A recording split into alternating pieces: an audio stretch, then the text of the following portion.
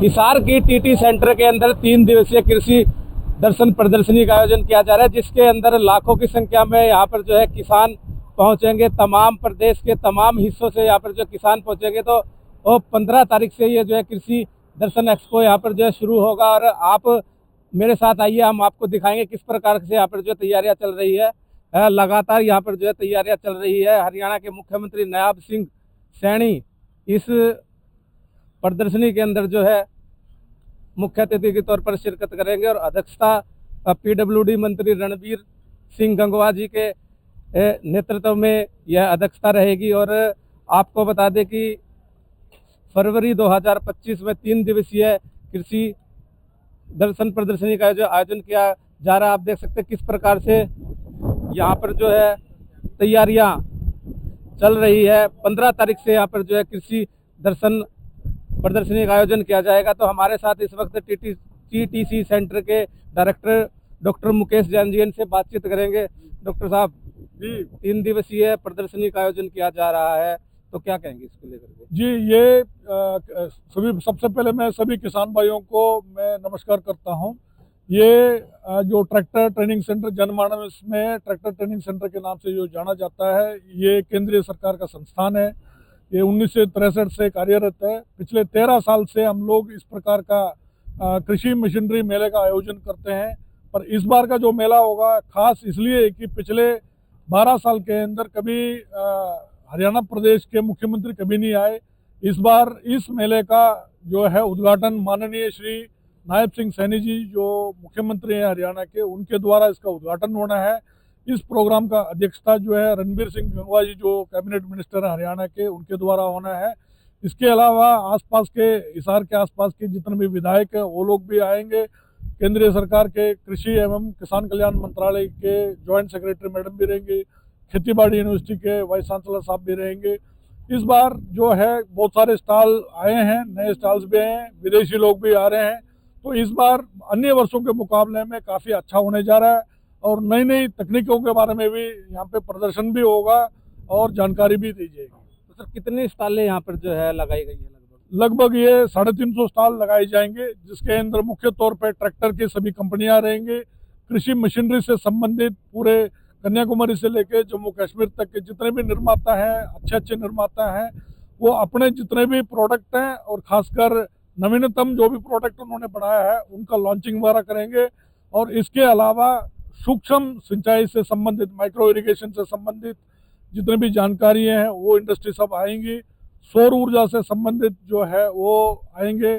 जैविक खाद से संबंधित जो उत्पादन जो बनाते हैं तो वो सब आएंगे।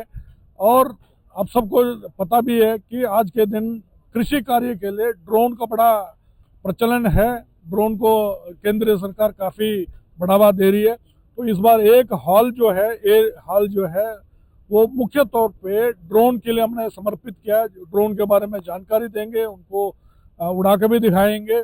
और ट्रैक्टर कंपनियां नए नए ट्रैक्टर का जो है लॉन्चिंग कर रही है।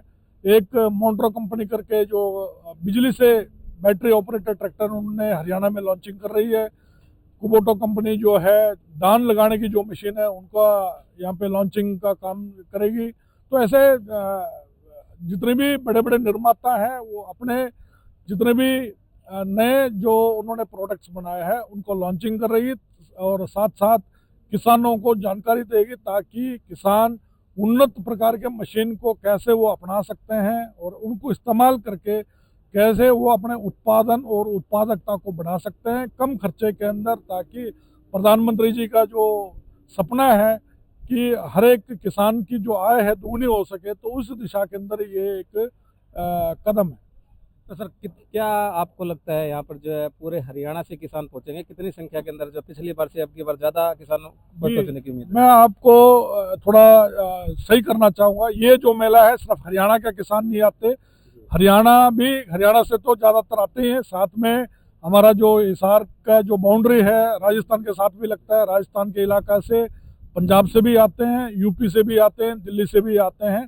तो लगभग इस 3 दिवस के मेले के अंदर 2 लाख से ज़्यादा किसान का आने की उम्मीद है।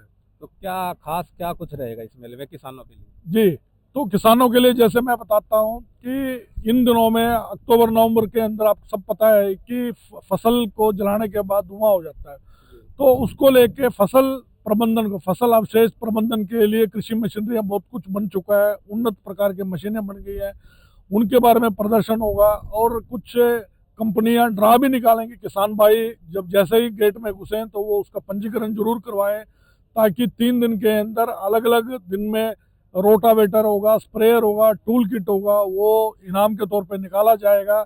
और जैसे फसल अवशेष प्रबंधन के लिए कुछ 8-10 मशीन है जो यथास्थिति प्रबंधन की मशीनें हैं, कुछ खेत में से पराली को बाहर निकाल के उनको कैसे इस्तेमाल किया जा सकता है उनके बारे में चर्चा होगी।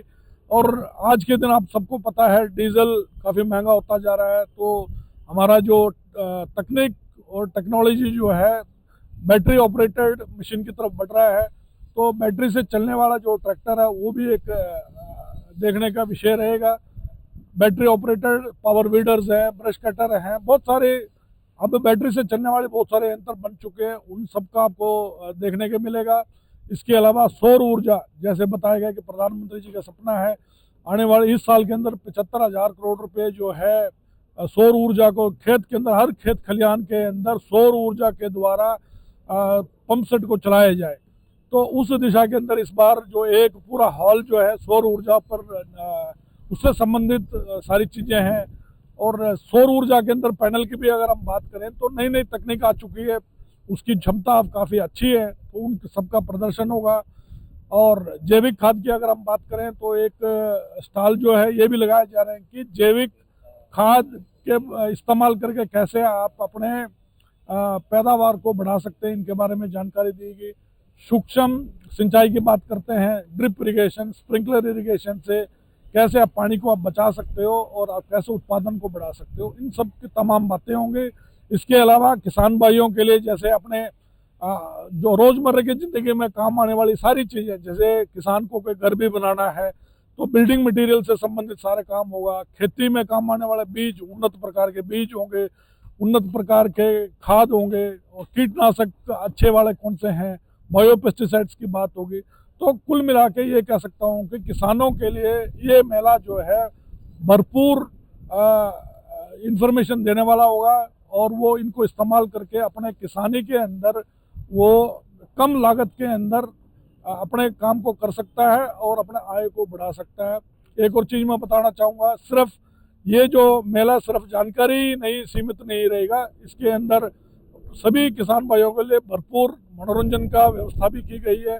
आने वाले सभी किसान के लिए जल पान का यहाँ पे सब स्टॉलें लगी होंगी और हर प्रकार की व्यवस्था मिलेगी यहाँ पे। इसके अलावा मनोरंजन के लिए हरियाणा प्रदेश के जो बड़े बड़े कलाकार हैं, जैसे अमित सैनी रोहतकिया है, रेणुका पवार है, और अंजलि राघव है, मनीषा शर्मा है, और हरियाणवी रागनी से संबंध रखने वाले विकास सातरूडिया हैं, विकास पड़ोसिया हैं। तो ये सब तमाम कलाकार यहाँ पे आएंगे और आप सबका मनोरंजन भी करेंगे। चलो, ये थे हमारे साथ डॉक्टर मुकेश जैन जी। इनका साफ तौर से यही कहना है कि 15 फरवरी से यहाँ पर जो है मेले का आयोजन शुरू हो रहा है, और हरियाणा के मुख्यमंत्री नायब सिंह सैनी इसके अंदर मुख्य अतिथि के तौर पर जो है शिरकत करेंगे। फिलहाल आप मेरे पीछे देख सकते हैं तैयारियाँ जोरों शोरों पर चल रही है, और 15 तारीख से शुरू हो गए 3 दिवसीय कृषि प्रदर्शनी का जो है यहाँ पर जो है आयोजन किया गया। पंजाब केसरी टीवी के लिए हिसार से। हमसे जुड़े रहने के लिए हमारे YouTube चैनल को सब्सक्राइब करें और नई वीडियो की नोटिफिकेशन के लिए बेल आइकॉन को दबाएं। अगर आप ये वीडियो Facebook पर देख रहे हैं तो लाइक जरूर करें और ज्यादा से ज्यादा शेयर करें। धन्यवाद।